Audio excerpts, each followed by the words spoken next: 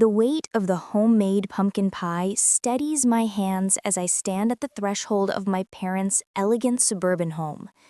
Through the leaded glass panels flanking the front door, I glimpse a kaleidoscope of movement. 24 relatives mingling beneath the glow of my mother's prized crystal chandelier. For a moment, I consider turning around, driving back to my apartment, and spending Thanksgiving with a frozen dinner and mindless television. But then my father spots me through the glass. "There she is!" His voice booms as he swings open the door. "Our number cruncher has arrived." I force a smile and step inside, the aroma of sage and roasted turkey enveloping me. My simple dress, a modest knee-length in deep teal, suddenly feels inadequate amid the festive glitter of my mother's home. "Oh, you brought dessert," Mom says, accepting the pie with a perfunctory kiss to my cheek. Her eyes dart past me toward the driveway. "Is that all you brought?" "Just me and the pie," I answer, trying to keep my voice light. "Made from scratch." Dad pats my shoulder. "Skyla works with numbers. Very stable job. Always punctual." The compliment lands like a backhanded slap. Always punctual, always reliable, always boring. I've heard variations of this my entire life. Mom's phone chimes, and her face brightens. "That's your sister. She's running a little late." 30 minutes in counting, I murmur, but no one notices my comment as I'm shuffled toward the living room where relatives cluster with drinks and appetizers. Uncle Warren raises his glass. "The accountant arrives. How's life balancing those books, Skyla?" "I'm an internal auditor, actually," I correct, accepting a flute of champagne from a passing tray. "And business is—" A sudden hush falls over the room, like a heavy curtain. Conversations halt mid-sentence. Heads turn toward the entryway. My sister has arrived. Marissa glides in, 30 minutes late, and looking like she stepped from a magazine cover. Her Camel Max Mara coat, which I recognize from last month's Vogue, drapes perfectly over her shoulders. The Prada handbag dangling from her wrist probably cost more than my monthly rent. "Sorry I'm late," she announces, not sounding sorry at all. "The traffic was absolutely brutal." Mom rushes forward, beaming with the kind of pride she never shows when introducing me. "You look stunning, sweetheart." She strokes the sleeve of Marissa's coat. "Is this new?" Marissa preens. "Just picked it up last weekend. The color called to me." "You work so hard. You deserve to treat yourself." I swallow hard and drain my champagne glass in one gulp. The irony burns worse than the bubbles. Marissa hasn't held a steady job in 3 years, bouncing between consulting gigs that somehow never last, but always come with impressive-sounding titles. Dinner is called before I can escape for a refill. I find myself seated between Cousin Lauren and Uncle Warren's new girlfriend, whose name I've already forgotten. Across from me, Marissa holds court, regaling the table with stories of her latest business venture involving social media and luxury brands. "Skyla," Lauren turns to me during a lull, her voice lowered. "I've been meaning to ask you something about my student loans. The interest is killing me, and I wondered if you might have some advice about restructuring." I lean in, genuinely pleased to be useful. "Actually, there's a program I just read about that could help. If your income is below a certain threshold—" "Not everyone wants to hear about math at dinner, dear," Mom interrupts from 3 seats away, her hearing suddenly selective and sharp. She smiles at Lauren. "Why don't you ask Marissa? She's great with money." The table grows quiet. I stare at my plate, fork suspended over untouched turkey. Marissa's laugh tinkles like ice in a crystal glass. "Oh, Skyla's always crunching numbers, and always short on cash, it seems." My cheeks burn. I manage my money just fine. "Do you?" Marissa arches one perfect eyebrow. Then why are you always asking for loans? The dining room temperature plummets 10 degrees. 23 pairs of eyes swing between us like spectators at a tennis match. I've never asked you for money, I say, my voice steady despite the roaring in my ears. Not once. Not once, please. Marissa rolls her eyes dramatically. You should stop begging for money. It's embarrassing. The words slam into me like a physical blow. My ears ring with the audacity of her lie, a complete inversion of our reality. No one speaks, no one defends me, not even our parents who know exactly which direction the money flows. Speaking of embarrassing, Dad cuts in with forced joviality. Did anyone catch the Seahawks game last Sunday? That fourth quarter was something else. Just like that, conversation lurches forward, leaving my humiliation behind like roadkill no one wants to acknowledge. I sit frozen, transported back to when I was 10 years old, emptying my piggy bank to help buy Marissa a dance costume. Your sister needs it more than you do, Mom had said, patting my head. She has the recital coming up. You're the practical one, Skyla. The practical one, the responsible one, the one expected to sacrifice. I excuse myself when dessert is served, slipping away to the powder room. My hands tremble as I lock the door behind me, but my mind has never been clearer. I pull out my phone and open my banking app, staring at the 5 recurring payments to various accounts with Marissa's name attached. 5 years. $52,800, an average of $880 every month. Car insurance, credit card minimums, personal loan payments. The evidence of my sister's financial vampirism glows on my screen in neat, organized rows exactly as an auditor would keep them. Without hesitation, I select each payment and cancel them all. One by one, confirmation messages appear. Recurring payment canceled. I splash cold water on my face, blot it dry with one of Mom's decorative guest towels, and return to the dining room. My pumpkin pie sits in the center of the table, slices missing from its perfect crust. There you are, Mom says. We started without you. That's fine. I slide back into my seat, a strange calmness washing over me. I'm not really hungry for dessert anyway. My phone vibrates in my pocket. Confirmation notices from my bank. The cancellations are complete. More coffee, Skyla? Dad offers, pot in hand. I smile and extend my cup. Yes, I think I'll have a second helping. For the first time in 5 years, I will not be paying for my sister's life tonight. For the first time in forever, I am choosing myself, and it feels like the first breath after nearly drowning. Numbers don't lie. People do. The next day, the morning light filters through the blinds of my modest one-bedroom apartment as I open my laptop at the small desk wedged between the kitchen and living room. The coffee maker gurgles in the background, its familiar rhythm steadying my hands as I create a new spreadsheet. Payment history, Marissa Cole. I type in the header, my fingers moving with precision that makes me valuable at work. Each keystroke feels like reclaiming a piece of myself. I pull up my banking records, methodically copying every payment made to my sister over the past 5 years. The spreadsheet grows row by row, an archaeological dig through my financial sacrifices.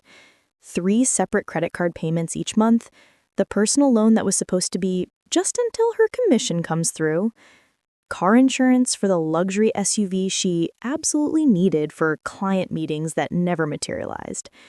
The total appears at the bottom of the column, $52,800. The number sits there accusing me not of generosity, but of gullibility. Nearly $900 every month more than my own car payment, funneled silently to maintain Marissa's carefully constructed facade. I save the document to 3 separate cloud locations. Evidence secured. I allow myself another sip of coffee. My phone vibrates again. The screen lights up with Marissa's name for the 16th time since dawn. I silence it without reading the message, but the notifications keep appearing. Something's wrong with the payments. Call me now. Did you change banks? Payment failed. What did you do? The credit card company called. Fix this. Autopay declined. Call me back. Insufficient funds? What's happening? The messages escalate from confusion to panic to rage, punctuation multiplying with her desperation. 15 calls, over 30 messages in just 24 hours. I place my phone screen down and continue working. By mid-afternoon, the inevitable happens. My mother's name appears on the screen. I answer on the third ring. Skyla, what's going on? Marissa says you're refusing to help her with something. Her voice carries that familiar note of disappointment, as though I'm 10 years old again, selfishly keeping my birthday money instead of sharing. I've been paying her bills for 5 years, Mom. My voice sounds different, steadier than it's ever been when speaking to my mother. She told everyone yesterday at Thanksgiving that I begged her for money, so I stopped. A sharp intake of breath. That's not what she meant. You know how Marissa gets when she's nervous. She exaggerates. It wasn't an exaggeration. It was a lie, and everyone believed her. You're being dramatic. Family helps family. I helped for 5 years. That's $52,800 of my money. A long pause, then rustling as the phone changes hands. Skyla, it's your dad. What's this about money? Your sister says you've cut her off without warning. Did she tell you why she needs my money every month? She's been having cash flow problems with her business. You know that. Dad, she doesn't have a business. She hasn't had steady work in 3 years. Another long silence. You've changed, he finally says. You used to be kind. The words strike deeper than expected, but clarity rises to meet the pain. I haven't changed. I just stopped letting people use my kindness as their safety net. The shocked silence that follows tells me they've never considered our family dynamic from this angle. The call ends awkwardly with promises to talk about this later, that we all know means hope you come to your senses. I've barely set down my phone when it rings again. Lauren? Hey, just checking in. You left Thanksgiving so suddenly. Her voice trails off, fishing for information. It was a difficult evening, I offer carefully. Marissa's been messaging everyone about money problems. Something about you backing out of a loan? A bitter laugh escapes before I can catch it. I didn't back out of a loan. I stopped making her monthly payments after 5 years of paying her bills. Wait, you've been paying her bills? But she has that huge house in Bellevue. The surprise in Lauren's voice confirms what I suspected. No one knew. For years, Marissa had maintained her image of success while secretly draining my accounts. How much are we talking? Lauren asks. $52,800. Holy shit, Skyla. She pauses. No wonder you always turn down family trips. A lump forms in my throat. All those years of excuses about work commitments, saving for a house, needing to be available for emergencies, when the truth was simpler and more painful. I couldn't afford both Marissa's lifestyle and my own existence in the same frame. After Lauren hangs up, promising discretion I know she won't maintain, my phone pings with a text from cousin Michael. About time someone stood up to the golden child. The truth is spreading through the family now, reframing 5 years of gatherings where Marissa arrived in designer clothes while I wore the same black dress with different accessories, where she brought expensive wines while I baked from scratch because it was cheaper, where she talked about exclusive resorts while I quietly mentioned staycations. I close the spreadsheet and shut my laptop. The documentation is complete, the payments are canceled, the truth is loose in the wild. For the first time in 5 years, All $880 of my monthly Marissa payment will stay in my own account. The thought doesn't bring the satisfaction I expected, just a hollow kind of relief, like removing a splinter that's been in so long you've built your movements around avoiding the pain. I glance at my phone, where the notification count has climbed to 43. Tomorrow will bring more calls, more guilt, more pressure. But tonight, the numbers are clear. And numbers, unlike sisters, don't lie. The family group chat notification lights up my phone at 6:47 a.m. the next morning. I squint at the screen, still warm under my comforter, and immediately wish I hadn't looked. "Please keep Skyla in your prayers during this difficult time," Marissa's message reads. "Mental health struggles can manifest in many ways, including financial jealousy and irrational behavior." I stare at the ceiling, counting the gentle popcorn ridges to keep from hurling my phone across the room. Within seconds, responses flood in. "Oh no, what happened? Sending love, Skyla. We're here for you. Should we organize a care package?" Nobody asks what prompted this announcement. Nobody questions its validity. My sister's word is gospel, and I am suddenly cast as the unstable family member having a breakdown. My mother calls within minutes. "Skyla Marie Thompson." Her voice carries that particular tone reserved for grave disappointments. "You need to fix this before Thanksgiving is completely ruined." "Fix what, exactly?" I ask, sliding my feet into slippers, padding toward my kitchen to start coffee. "Don't play dumb. Marissa is devastated. Your father can barely look at the phone when she texts about you." She pauses. "We raised you better than this." The coffee maker gurgles as I measure grounds with practice precision. "Did you ask Marissa exactly what I've done?" "She showed me the bank notifications, all those payments suddenly canceled." Mother's voice drops to an accusatory whisper. "She has bills, Skyla, responsibilities." "So do I." The words emerge stronger than I intended. "This isn't like you. The daughter I raised would never abandon her sister." I watch coffee drip steadily into the pot, black and clarifying. "I'm going to be late for work," I interrupt. An unprecedented act of rebellion. "Give Dad my love." I end the call before she can respond and open Facebook to find Marissa's latest performance. A tastefully filtered photo of her staring pensively out a window, captioned, "Heartbroken when family members struggle with jealousy. Praying for healing during this difficult time." 27 sympathetic comments already. I close the app without responding and finish getting ready for work. When I arrive at the office, something unexpected happens. I work better than I have in months. Client documentation flows through my review process with unusual efficiency.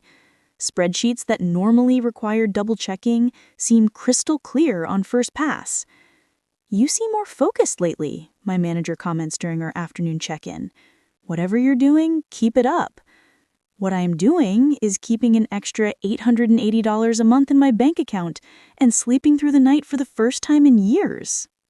That evening, I purchased a new desk for my home office, a solid oak piece I've been eyeing for months, but could never justify while supporting Marissa's lifestyle. As I entered my credit card information, I experienced none of the usual anxiety about spending on myself. No mental calculations about how this purchase might affect my ability to cover Marissa's car insurance payment or minimum credit card payments.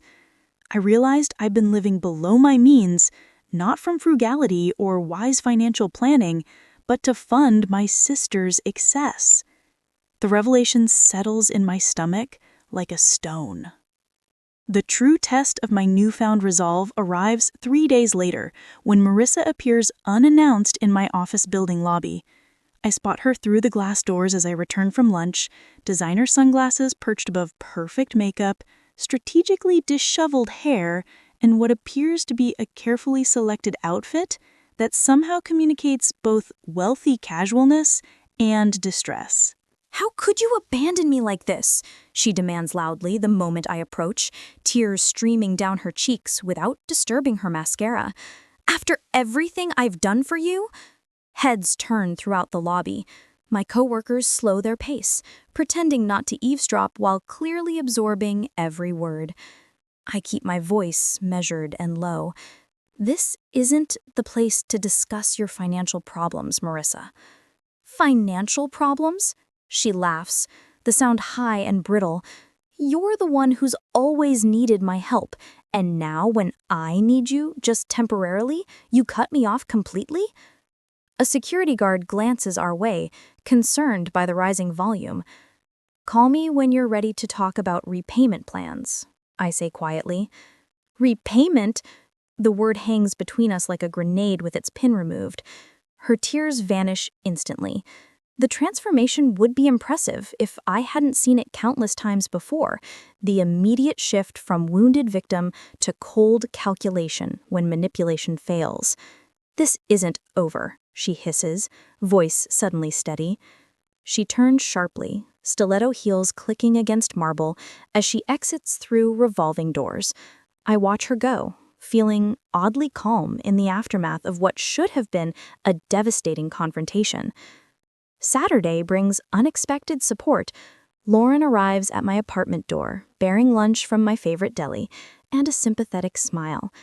You okay? She asks, unpacking sandwiches and containers of soup at my small dining table. Everyone's talking about what happened. What version are they discussing? I ask, pulling plates from my cabinet. Lauren shakes her head. The real story is getting out. Michael called me after talking to your dad. Is it true Marissa owes you over $50,000? $52,800, I confirm. But her total debt is closer to $96,000 as far as I can tell. Lauren's sandwich halts midway to her mouth. $96,000? How is that possible? They live in that beautiful house in Bellevue. Mortgage to the limit, plus 3 maxed out credit cards, 2 personal loans, and the car lease that's 3 months behind. I've been covering the minimum payments for years. She was using you this whole time. Lauren's voice turns hard with anger, all while acting like the successful one. My phone buzzes with a notification. The younger cousins have created a new group chat named Team Skyla, without Marissa or my parents included. I'm still absorbing this development when my phone rings with an unfamiliar number. I almost decline until Lauren glances at the screen. That's Evan's cell, she says, eyes widening. Marissa's husband. I accept the call, putting it on speaker. Skyla? Evan's voice sounds strained. We need to talk. I'm listening, I say. I had no idea about any of this, he begins. She hid everything, the payments, the debt, all of it. The raw honesty in his voice catches me off guard. He continues, Thank you for helping her quietly all these years. I thought we were stable, but we've been living beyond our means to keep up appearances with the neighbors. I meet Lauren's astonished gaze across the table. We're not as financially secure as everyone believes, not even close. A strange weightlessness settles over me. For years, I believed I was the only one who saw Marissa clearly. Now, others are beginning to glimpse behind the curtain. I hope you can help her find better ways to cope, I say finally. Lauren squeezes my hand across the table as the call ends. For the first time in years, I'm not the only one in my understanding of Marissa. And for the first time in my life, I'm not expected to be the one who fixes everything. That night, the knock at my apartment door comes at 11:42 p.m., 3 thunderous blows that rattle the hinges. I know who it is before I even peer through the peephole. Marissa stands in the harsh hallway light, arms wrapped around herself. Her hair hangs limp around her face, not a trace of makeup visible. She wears faded jeans and a plain cotton t-shirt, clothes I've never seen on her before. I open the door but block the entrance with my body. It's nearly midnight. Please, she whispers, her voice cracking. I'm falling apart, Sky. Evan knows everything. For a moment, I see the little girl who used to crawl into my bed during thunderstorms, seeking comfort from her practical sister who was never afraid of the noise. But then I remember the Thanksgiving table, her voice dripping with false concern. You should stop begging for money. It's embarrassing. Still, I step aside. "Come in." She rushes past me, pacing my living room like a caged animal. "The credit card companies keep calling. I've blocked 8 different numbers, but they just use new ones. And the BMW," her voice catches, "they're repossessing it next week." I offer her water in a plain glass tumbler. She eyes it briefly, clearly hoping for wine. "Mom and Dad are heartbroken," she continues, accepting the water but not drinking it. "You're tearing the family apart with this vendetta." I sit on my couch, watching her theatrics with newfound clarity. "If I lose everything, it's on you," she says, her voice hardening. "Is that what you want? To see me fail?" I wait until her monologue runs out of steam, until the dramatic pauses designed to prompt my reassurances grow uncomfortable. When she finally falls silent, I speak. "I've helped you for 5 years, Marissa." She sniffs, nodding eagerly. "And I'm so grateful. That's why I don't understand why you'd stop now when I need you most." I let a calculated pause stretch between us. "That's $52,800, I say evenly. "I have records of every payment." Her face shifts from vulnerable pleading to defensive anger in an instant. "It wasn't that much. You're exaggerating to make me look bad." Without a word, I open my laptop on the coffee table between us.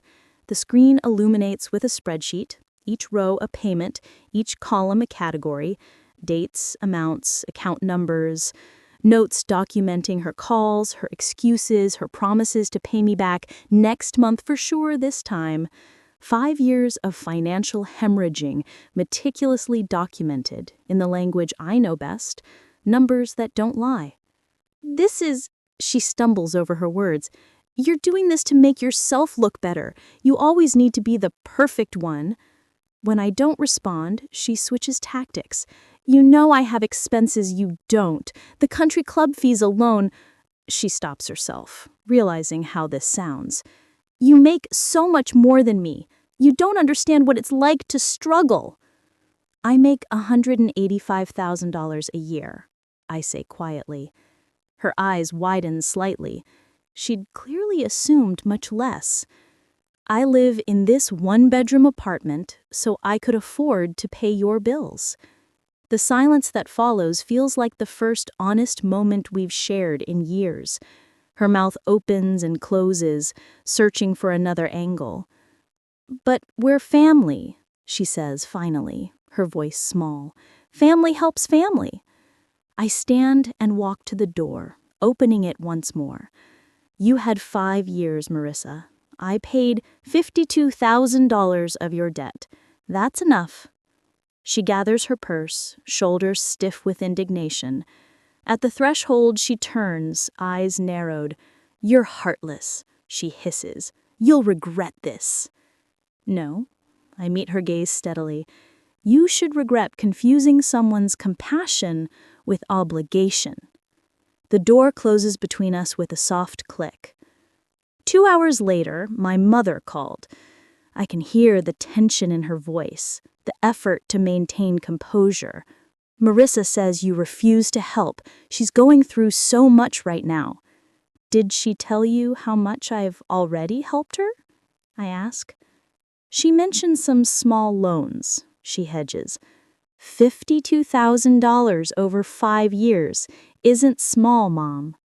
Her sharp intake of breath tells me more than words could. Dad's voice suddenly replaces hers. $52,000? That can't be right. "I can email you the documentation," I say, my finger already hovering over the send button on an email prepared days ago. "Why would you keep giving her money all this time if she wasn't being honest?" I finished for him. "Because she's family. And you taught me that family helps family no matter what." The stunned silence on the other end feels like vindication and heartbreak simultaneously. Later that night, texts begin appearing on my phone. "Uncle Warren, your sister is devastated. Where's your compassion?" "Aunt Patricia, the family forgives. Period. This cold shoulder is beneath you." but there are others. Cousin Michael. About damn time someone stood up to her. Call if you need to talk. Lauren. Just heard the real story. We're all behind you, Mom and Dad too. My phone pings with a notification from our extended family group chat. I brace myself for another barrage of guilt and pressure, but instead find an unexpected message from Evan. Thank you all for your concern. Marissa and I are working through some financial difficulties that have come to light. We ask for your understanding during this time. And Skyla, thank you for your past support. It wasn't acknowledged properly. The traditional family hierarchy, with Marissa at its glowing center and me orbiting as the reliable, practical moon, has begun to fracture. Thanksgiving dinner has become the dividing line in our family history, before the truth and after. My father calls back, his voice subdued. I've been looking at these statements you sent. All these years you've been... He trails off, unable to complete the thought that his golden child has been lying, while his practical one has been sacrificing. We should talk, he finally says. All of us. Maybe Sunday dinner. Not yet, I answer, surprising myself with the boundary. I need some time. Of course, he says quickly. Too quickly. Whatever you need. The words sound strange coming from him. From anyone in my family, really. Whatever I need has never been the priority before. I curl up on my couch, wrapped in the quilt my grandmother made, the one Marissa always said was too old-fashioned for her taste. My apartment feels different tonight. Not larger or more luxurious, but somehow more mine. For the first time in 5 years, the weight of secrecy and obligation has lifted. The money that funded Marissa's carefully curated life will now fund my authentic one. On my coffee table, the spreadsheet still glows on my laptop screen. 5 years of payments, each one a brick in the wall between who I was and who I'm becoming. I close the laptop and the room falls into darkness, except for the... Later that night, texts begin appearing on my phone. Uncle Warren. Your sister is devastated. Where's your compassion? Aunt Patricia. The family forgives, period. This cold shoulder is beneath you. But there are others. Cousin Michael. About damn time someone stood up to her? Call if you need to talk. Lauren. Just heard the real story. We're all behind you, Mom and Dad too. My phone pings with a notification from our extended family group chat. I brace myself for another barrage of guilt and pressure, but instead find an unexpected message from Evan. Thank you all for your concern. Marissa and I are working through some financial difficulties that have come to light. We ask for your understanding during this time. And Skyla, thank you for your past support. It wasn't acknowledged properly. The traditional family hierarchy, with Marissa at its glowing center and me orbiting as the reliable, practical moon, has begun to fracture. Thanksgiving dinner has become the dividing line in our family history, before the truth and after. My father calls back, his voice subdued. I've been looking at these statements you sent. All these years you've been... He trails off, unable to complete the thought that his golden child has been lying while his practical one has been sacrificing. We should talk, he finally says. All of us. Maybe Sunday dinner? Not yet, I answer, surprising myself with the boundary. I need some time. Of course, he says quickly, too quickly. Whatever you need. The words sound strange coming from him. From anyone in my family, really. Whatever I need has never been the priority before. I curl up on my couch, wrapped in the quilt my grandmother made, the one Marissa always said was too old-fashioned for her taste. My apartment feels different tonight, not larger or more luxurious, but somehow more mine. For the first time in 5 years, the weight of secrecy and obligation has lifted. The money that funded Marissa's carefully curated life will now fund my authentic one. On my coffee table, the spreadsheet still glows on my laptop screen. 5 years of payments, each one a brick in the wall between who I was and who I'm becoming. I close the laptop and the room falls into darkness, except for the gentle city light filtering through my blinds. Tomorrow will bring more calls, more family members taking sides, more pressure to return to my familiar role. But tonight, in the quiet aftermath of finally speaking my truth, I find something unexpected. Peace. The text from Evan's message glows ominously on my phone screen a week later. Family meeting, our house, tomorrow at 2. Just parents, you, and a few others. This needs to end. I stare at the words for a full minute, my stomach tightening. In the week since I confronted Marissa in my apartment, the family has fractured into opposing camps. Mother still calls daily with tearful pleas. Father has retreated into uncharacteristic silence. Cousins message their support or condemnation depending on which version of events they believe. What surprises me is Evan's sudden involvement. In 6 years of marriage to my sister, he's always remained pleasantly detached from family drama. When I arrive at their home, notably smaller than what Mother had led everyone to believe, Evan opens the door before I knock. His normally easygoing expression is replaced by something harder, more determined. "Thank you for coming," he says low. "This won't be easy." The living room feels like a courtroom awaiting trial. Mother and father sit stiffly on matching armchairs. Uncle Warren occupies one end of the sofa beside Aunt Patricia, and grandmother, whose presence signals the gravity of the situation. Marissa is nowhere to be seen. "Where's—" I begin. "She'll join us shortly," Evan interrupts, gesturing toward the empty chair, clearly positioned as the focal point. "Please sit." I choose the corner of the sofa instead, maintaining distance from the emotional blast zone. The air feels charged with unspoken accusations. Mother attempts a weak smile. "This is unnecessary. Family disagreements should stay private." "Not this one," Evan says, his voice firm, as he places a thick manila folder on the coffee table. "Not anymore." The sound of a door closing echoes from the hallway. Marissa enters, her face stripped of makeup, wearing plain jeans and a beige shirt I've never seen before. No designer labels, no statement jewelry. Her eyes are red-rimmed, but dry. "Sit down, Marissa," Evan says without looking at her. She perches on the edge of the empty chair, hands folded tightly in her lap. Evan stands before us, shoulders squared. "I've asked you here because it's time everyone understood exactly what's been happening." He opens the folder. Over the past years, Marissa has accumulated personal debt totaling $96,500. Mother gasps. Father's head snaps up.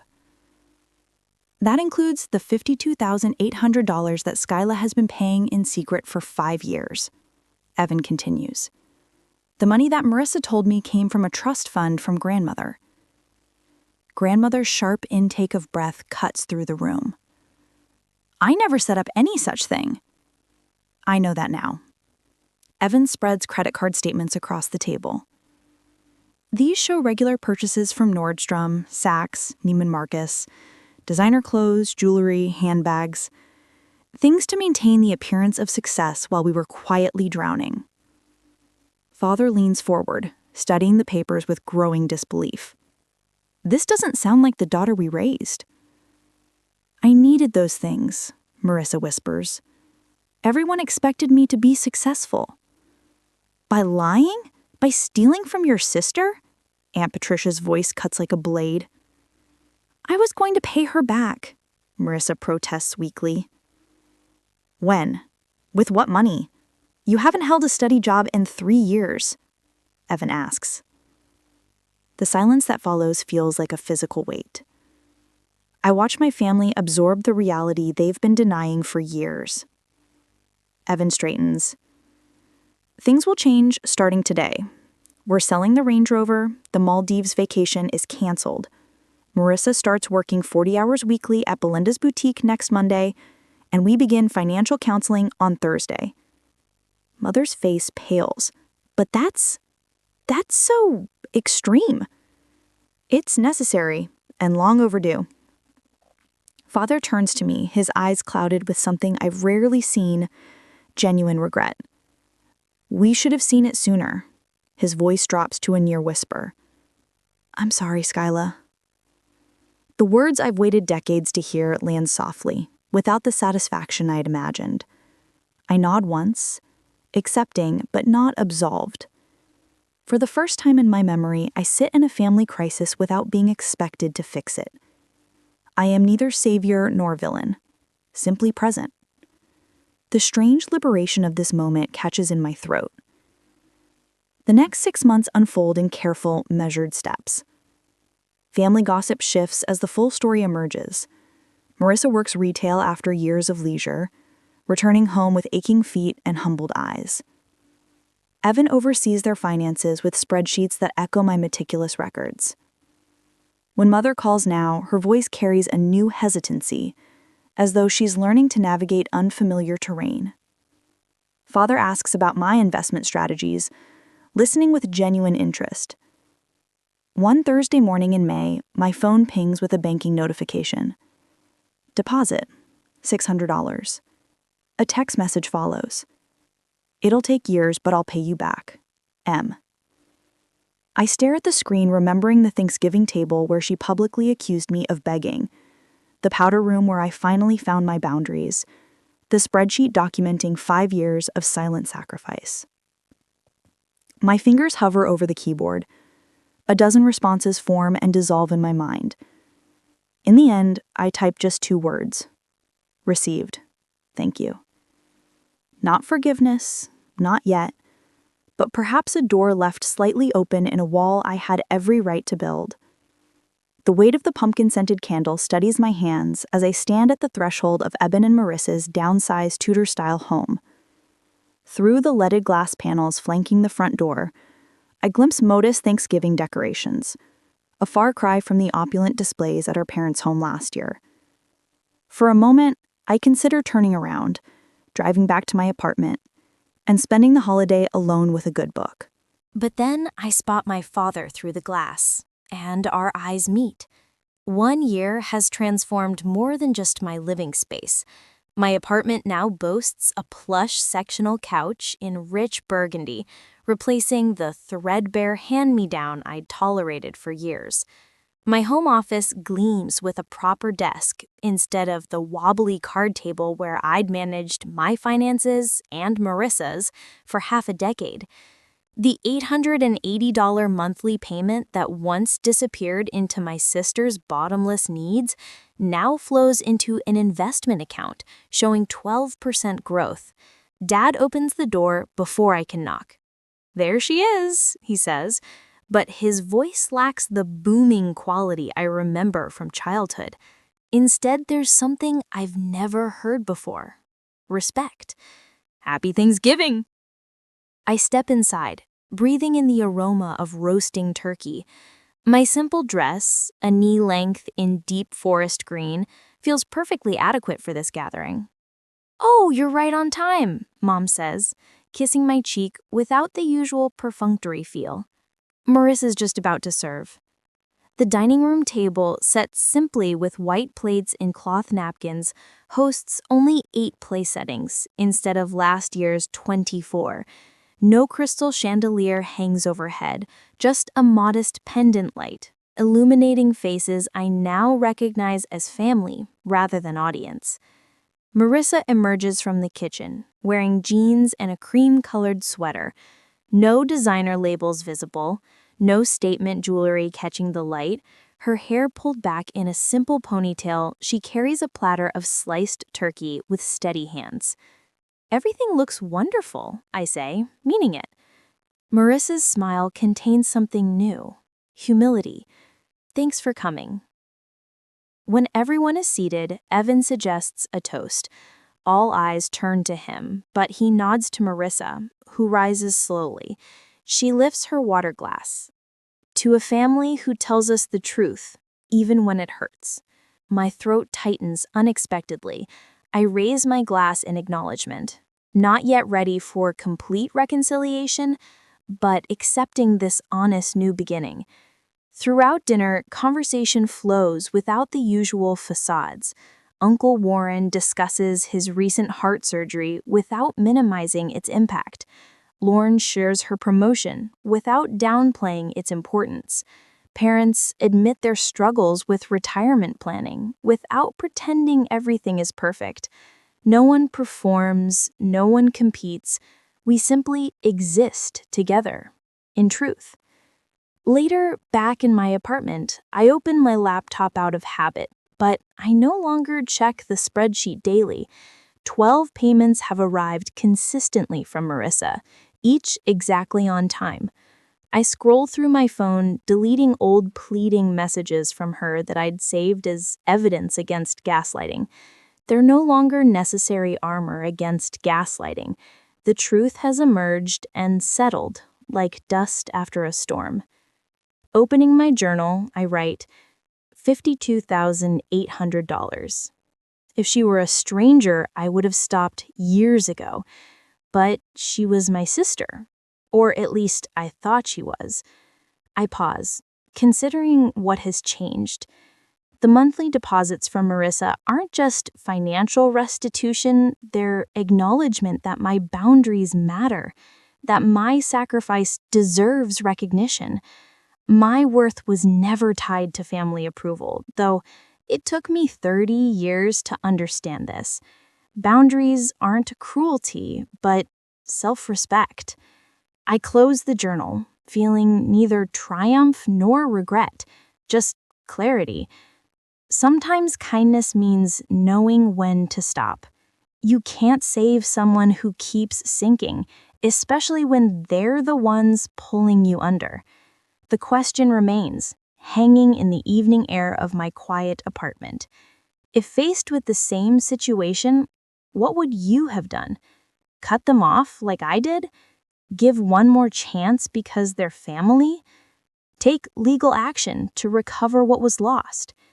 Where do you draw the line between helping and being used?